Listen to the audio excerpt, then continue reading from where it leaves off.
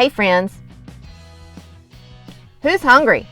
It doesn't get any easier or tastier than 3-ingredient sausage balls made with sharp cheddar cheese, ground sausage, and biscuit mix.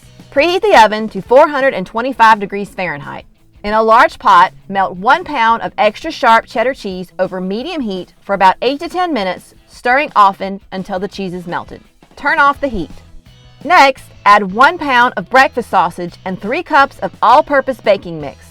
Stir until everything is evenly mixed. Form the sausage and cheese mixture into 2-inch balls.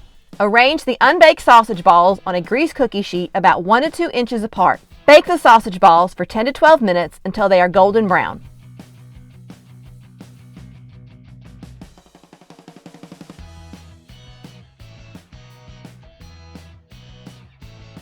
Looking for more recipes? Watch my next video and be sure to subscribe to my channel.